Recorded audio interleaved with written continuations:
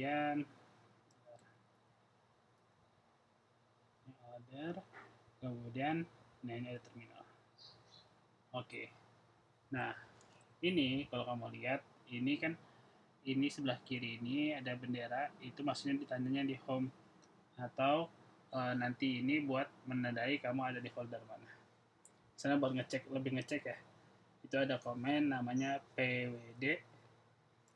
Nah, ini sekarang ada di home atau di root dari terminal kamu. Kemudian kalau ngecek isi folder ini apa aja, nah jadi kan selain kita bisa lihat di Finder, kita bisa ngeceknya juga dari terminal. Kita bisa pakai namanya ls. Gitu. Nah di sini ada folder-foldernya. Misalnya kalau buat ngecek folder tersembunyi, gitu ya. Biasanya ada folder tersembunyi itu pakai ls-a. Nah ini ciri-cirinya salah satu tandanya pakai dot atau titik di depannya. Kemudian kita buat aja, misalnya kita buat project baru di desktop ya, cd. Nah caranya ke desktop itu pakai cd gitu, cd desktop, itu masuk ke satu folder nih. Kita lihat ls, nah itu masih ada satu file. Nah gimana caranya kita buat folder? Kita pertama buat folder dulu ya. Ini ada mkdir, itu kemudian mkdir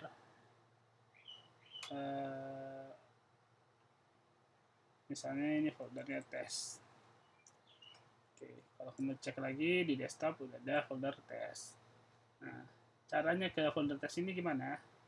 Oke, misalnya kita balik lagi ya, kita mau ke home, cd home. Nah, pakai root kayak gini. Ini salah satu jalan pintasnya. Nah, cd ini bisa dipakai ke beberapa folder sekaligus. Jadi kan tadi kan kita ada folder desktop. Kemudian kita ada folder tes. Nah, jadi langsung masuknya lewat sini, nggak perlu satu-satu. Kita lihat cek ya, dia ada di folder tes. Kita cek ls, nggak ada apa-apa ya. Nah, sekarang kita buat file baru. Caranya adalah pakai command touch. File apapun bisa. Misalnya kita mau pakai file JavaScript, berarti kita tulis aja misalnya nama filenya touch index.js.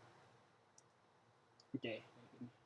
Nah, cara ngebukanya gimana? Bisa kamu pakai open, nama filenya apa, atau kalau di misal pakai Visual Studio Code, bisa pakai code. Nah, pakai tulis index.js boleh, atau ke dalam satu folder ini. Caranya pakai titik. Titik itu maksudnya semua. Jadi semuanya dituliskan di dalam Visual Studio Code. Oke. Sorry. Misalnya di sini kita buka, misalnya kita buat program pertama, cukup console log hello world. Ini ya. Oke. Nah, kemudian kita perlu namanya git. Apa itu git? Jadi nanti kalau misalnya kamu buat aplikasi atau nanti di sini tugas aktif ya. Itu kan misalnya buat aplikasi itu kan kita buat versi ya, ada beberapa versi, misalnya dari pertama pasti ada versi 1, 2 dan seterusnya.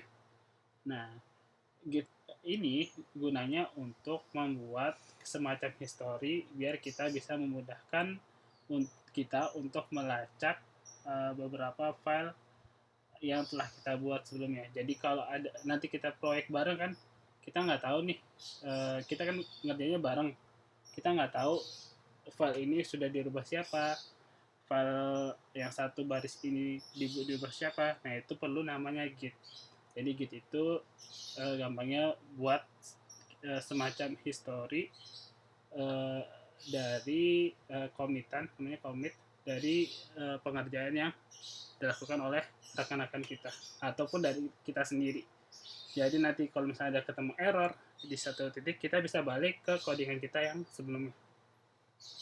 Itu salah satu keuntungan pakai Git. Oke, nah cara pakai Git gimana? Kita balik lagi ke terminal. Nah, yang perlu kamu lihat di Mac itu harusnya sudah terinstall. Kalaupun belum, nanti kita cek ya. Kalau cara ngeceknya itu gimana?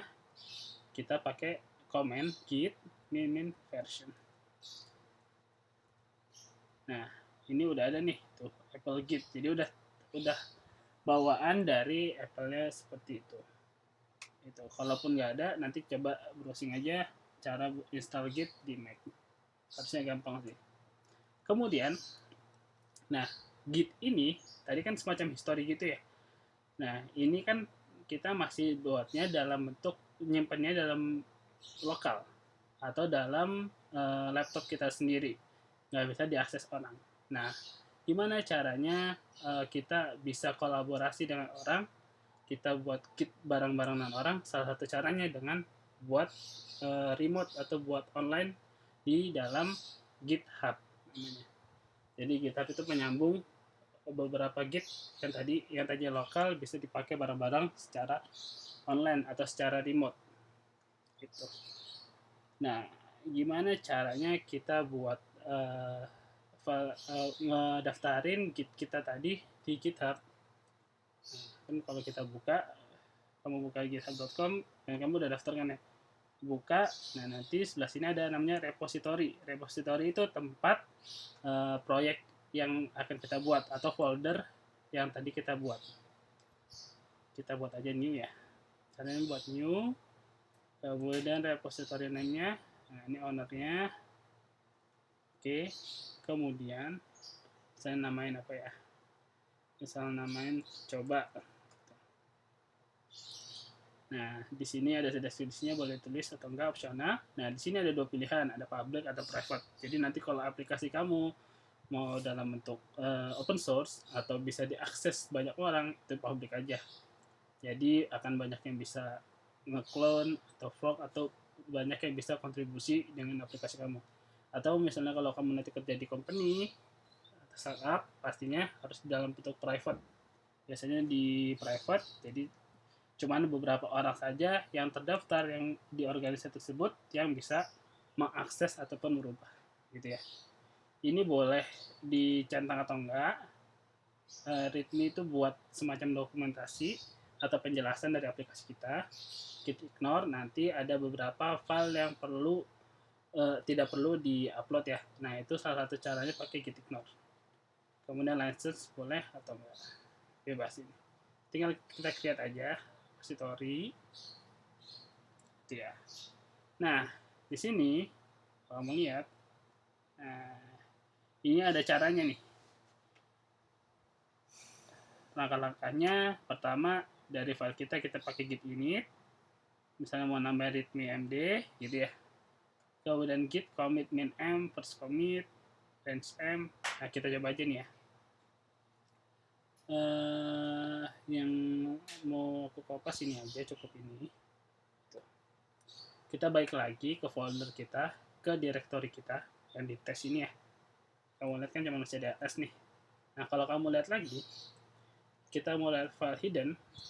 Nah, ini kan masih belum ada apa-apa. Nah, syarat agar bisa mengupload Git yang lokal ini ke dalam GitHub, itu ada namanya file.git. Yang mana itu kan nanti tersembunyi ya. Caranya gimana? Kita pakai git init. Nah, ini udah ada keterangan init git. Kalau kamu cek ls min a karena dia file hidden nih. Nah, ini udah ada .git. Nah, ini berarti folder kamu yang test ini sudah bisa di-upload nantinya di dalam GitHub. Nah, kemudian kita ngapain lagi? Caranya kita perlu commit dari yang kita udah buat tadi ya. Nah, di sini kan masih ada, kalau di Visual Studio Code dia udah terintegrasi dengan GitHub atau ya dengan GitHub. Ini ada tulisan U atau artinya undefined, jadi perlu di commit dulu. Kita tambahin dulu foldernya. kita bisa nambahin nih git add, nambahin file spesifik, misalnya di sini index.js, atau kalau ada perubahan dalam satu folder biar lebih gampang, nggak satu-satu, langsung aja git add titik. Titik itu tadi ya, maksudnya semuanya. Kemudian kita commit nih, kita tandain. Commit itu tandain file ini kita ngapain, gitu ya. Caranya komennya git commit min m tanda petik 2 gitu ya. Tanda petik 2 ini maksudnya biar menaruh kalimat di satu terminal nih tadi. Jadi ada petik 2 gitu. Misalnya ini kita tulis ini pertama kali. Nah, ini sudah di commit. Sini sudah nggak ada tanda-tanda lagi.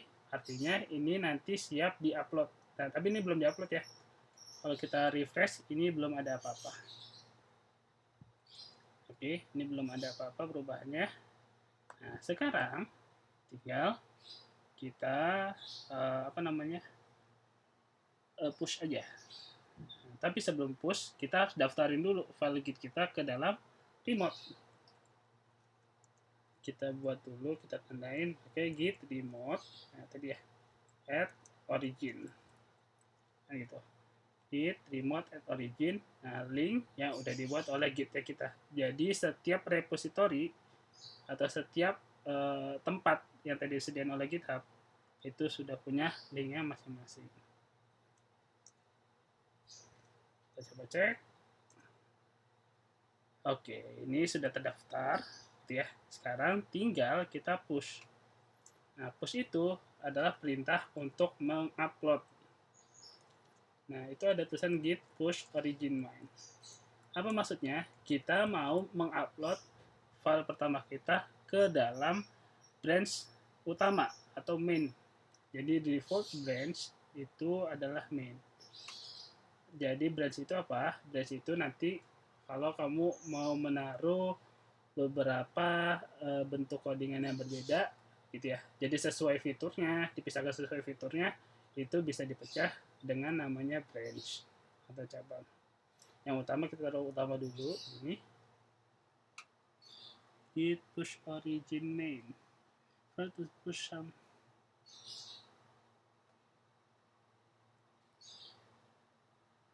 Kenapa ya, coba cari lagi.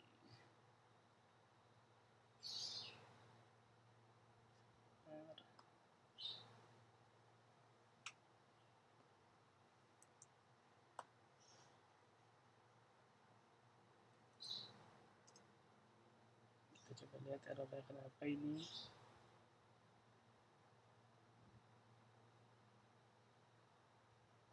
Ini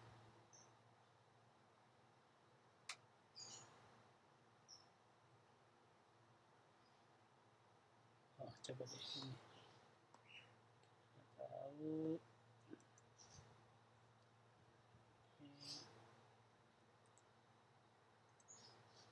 Misal empty commit, oke, sudah bisa kita pakai push origin main kita sama aja.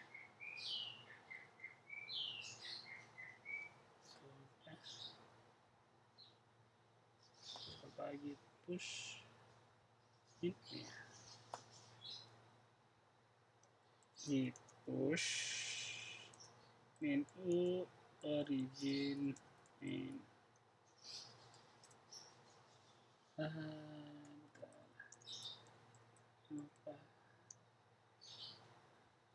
user.name.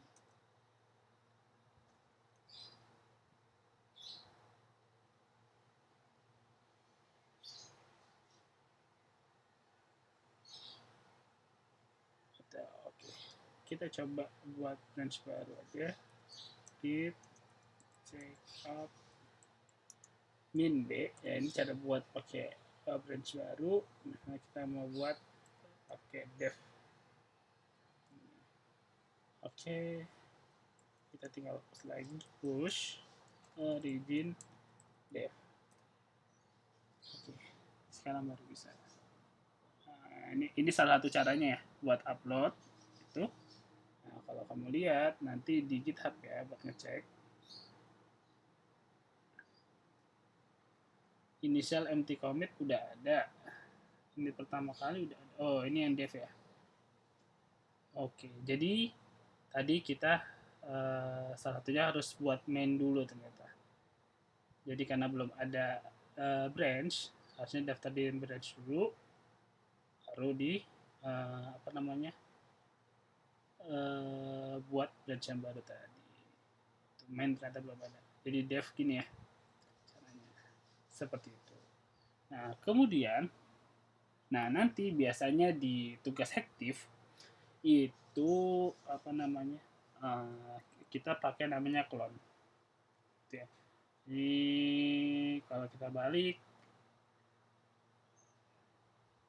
okay. Ini dibuat dasarnya dulu tadi ya. Sekarang kita balik lagi ke dev tadi.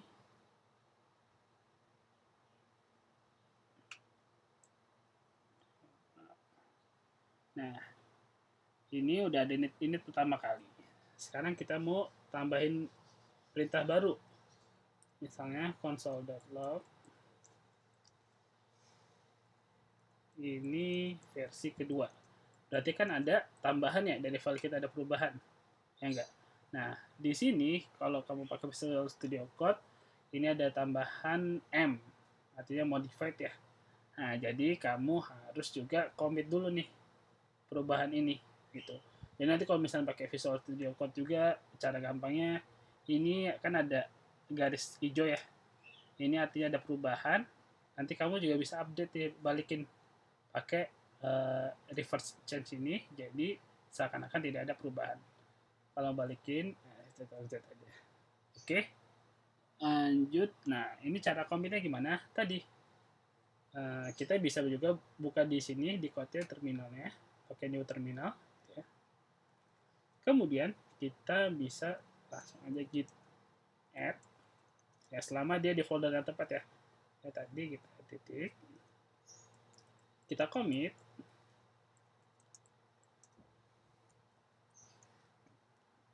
Origin ini init kedua. Nah, sekarang tinggal kita upload. Kalau di refresh kan sini belum ada apa-apa ya, karena kita masih commitnya dalam bentuk lokal atau belum kita upload apa sama sekali. Yang perlu kita lakuin, kita perlu upload. Nah, cara ngeceknya juga kita udah upload atau belum, kita bisa pakai git status. Oke. Nah, ini kita kalau belum ada yang perlu di commit, tampilannya seperti ini. Berarti ini tandanya sudah di commit semua. Cuman kita tadi belum upload. Itu kita butuh git push origin. Nah, tadi nama branch kita dev. Harusnya secara default namanya main. Itu ya. Git push origin dev. Oke. Itu ya. Itu Bril. Kalau dicek lagi, kalau kamu cek lagi dari kitabnya, ini sudah berubah.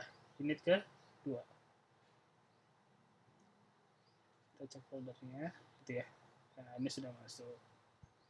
Itu. Nah, nanti biasanya di tugas aktif, ya kalau kamu lihat di sini, nanti kan kamu masuk organisasinya tuh, repository-nya. Aku kemarin masuk di sini, nah, Dynamic Fox, itu nama batchku. Nah, nanti dari beberapa kitab ini kan nanti dibuatin sama instrukturnya. Biasanya untuk fase 0 kan harusnya belum main Git. Cuman pas fase 1 udah main.